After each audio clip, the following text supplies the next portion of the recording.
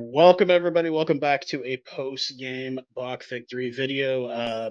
Tried to do the live thing with my bro Pierre over in Boxburg, but there was way too much of a delay. At one point, it was a 3 to 4 second delay, and then it jumped to like a 2.5 minute delay. So that's why we didn't do the live. It is unfortunate during this Autumn Nation series. It's typically it's Flow Sports. I can watch via Super Rugby or Super Sport there in South Africa. That's typically maybe a 3 to 5 second delay because I'm all the way over here in North America, obviously.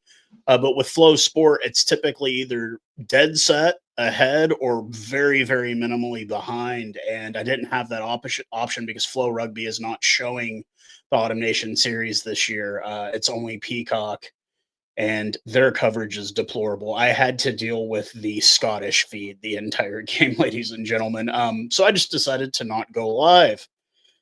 But we'll get that corrected. Obviously, it's like I said, it's not anything I have any control over, and I think you guys are kind of the same way. Anybody that's on this side of the globe, but yes, a victory, 32-15. I had predicted a 16-point victory, so the box decided, I guess, to one up me on that one.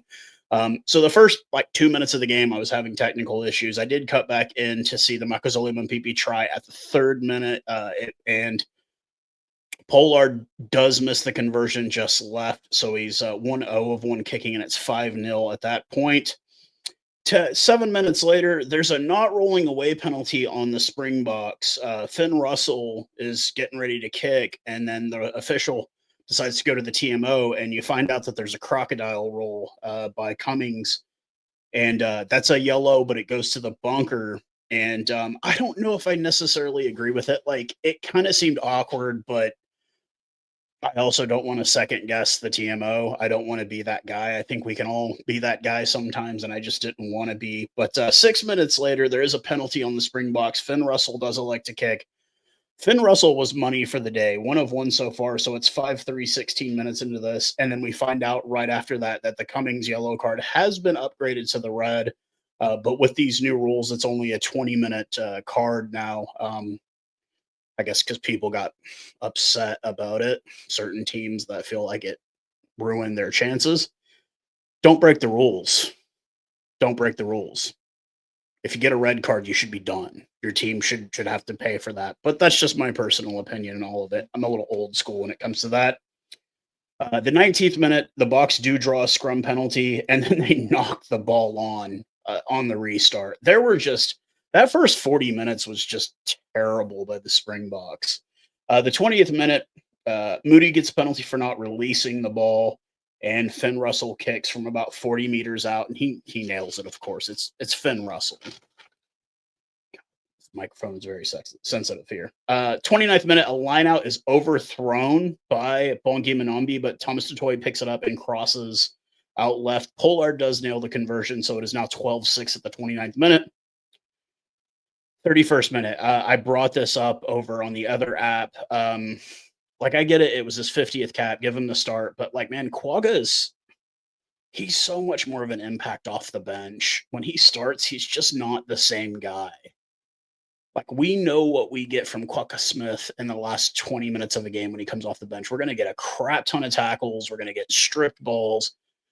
It's like almost when he starts, he doesn't have that ferocity about him, maybe because he knows he's going to be playing that much longer. But Russell does kick off of that penalty. He's 3 of 3 on the day. It's now 12-9. 34th minute, so just a couple minutes later, an advantage off a scrum. Multiple phases, and you get Makazole Mpipi with his second of the game out left, and Pollard does nail the conversion. He's 2 of 3, and it's 19-9. 38th minute, Ben White appears to score after a deep run from Tom Jordan. Russell does convert, but then the TMO is called, and the ball was knocked on, which I don't know if I necessarily agree with that call. But we go into the Sheds 19-9, and I mean, like I said, the Bucks in the first half were not. They were exposing us. They knew our forwards were strong, so they exposed our backs. And you could see our backs were getting worked. But we come back out in the second half. There's already a change. We decide to go with Arhe Sneman. He does replace Franco Mustard. I don't know if I could really rate Sosa's game. He just was never really an impact. So he comes on at the 40th minute, basically the 41st minute. Um, 42nd minute, Thomas Dutoy gets the scrum penalty, gets a scrum penalty against him, and Russell kicks from about 21 meters out. He's 4 of 4, and it's 19-12. And at this point, 3 minutes later, we do decide to bring on the bomb squad. I guess the nuclear bomb squad. 5 total changes at the 45th minute. We have a scrum. There's a knock on, and Goman shoves Eben, and then Eben shoves him to the ground. And there's a bit of a scuffle, and it's kind of a flash of old Eben. They get chastised by the referee. He tells Eben, hey, like, you can't do that kind of thing, clean up the discipline, that kind of stuff. Um, and we just proceed to make a lot of mistakes, a lot of penalties, handling errors, everything. And I wasn't really on the edge of my seat, but I was worried because Scotland pressured a lot. The problem with I saw, at least with Scotland, my personal self, was that they were unable to seal the deal when they needed to. Like they could get down in the 20 meters, but they'd either knock the ball on or they'd commit a penalty. It was just they couldn't close the deal. Like when we got within 20 meters, we could close the deal. When they got within 20 meters, they just couldn't close the deal. I do understand now why Russell just kicked for 3 every time instead of kicking for the corner, just because you saw the struggles against the Buck defense when it was crunch time. So the 58th minute, Scotland, they're just bringing a lot of pressure, not closing it. Like I said, Makazole Mumpibi gets a yellow card after just repeated infringements. And it's like I said, nothing's really going our way at this point in the game. Finn Russell does kick after a penalty. He's 5 of 5 on the day, and it's now 19-15. And I'm actually not edge of my seat, but yeah, the worry is getting a little high there. 64th minute, a penalty on Scotland deep in their end, and Pollard does elect to kick. It's pretty much like at this point, it's like, okay, it's 22-15. We're a score away. We need one more. Let's close this coffin. Let's put the nail in the coffin and put him to bed. 72nd minute, a scrum penalty on Scotland, and instead of kicking to the corner to put the nail in the coffin, Pollard elects to kick from right out in front. It's like 12 meters, I think, 9 meters away. 4 of 5 kicking on the day. It becomes 25-15. So it's a score and a penalty for Scotland to get back in this one. 78th minute, Jamie Ritchie, a penalty deep in the Scottish end. A scrum is called. Scrum penalty during it. Jasper Visa picks it up, crosses over the line, and Pollard kicks to convert. 5 of 6, and it's 32-15 as the final score. Man of the match, at least as far as the television was Eben Etzebeth, and I tend to agree. He put in a good shift today. I was hoping. I think it was a lot of people. I didn't think we should have played Mustard yet. Like if he had been a bench guy.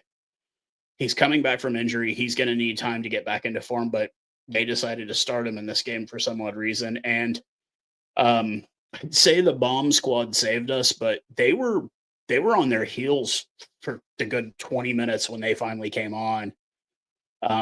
This was not a pretty victory. The score indication is not nearly what it was. I mean, they had a try disallowed. There were a lot of opportunities that Scotland got, and they were exposing I guess the Achilles heel of the 7-1 split is that, the backs get worn out. And if you attack the backs, they're going to get worn out. And they did. Our backs looked very, very worn out. Not a particularly great game from Kanan Moody. Makazole Mumpibi still proving like, look, we know he's not making it to the next World Cup, but he's still letting everybody know, like, hey guys, look, I'm still here. I'm still able to contribute. And I appreciate that from a veteran. But like I said, not a particularly great game from Kanan Moody. Esterhuizen had some good flashes. Had some good flashes. Vili did what Vili did. Andre did what Andre did. The debate now is Hendricks or Williams. Now, I feel like Hendricks is the more complete 9 that we have, but God, Grant Williams just gives you that extra bit. When he came on at the 65th minute, he really changed the pace. He was the catalyst for the momentum change that we had in the late end of the game, just because he's just so unpredictable out of the back of rocks. Like, you can tell when somebody like Hendricks or Faf is getting ready to do a box kick. You don't know that with Grant Williams. You don't know whether he's gonna pick it up and go, he's gonna offload it, or he's gonna kick it because he's just so fast and unpredictable. And I do Well, I get the calls that Hendricks is the more complete nine. I think I'm just a little bit more preferential to Grant Williams, especially when it comes to playing with Pollard.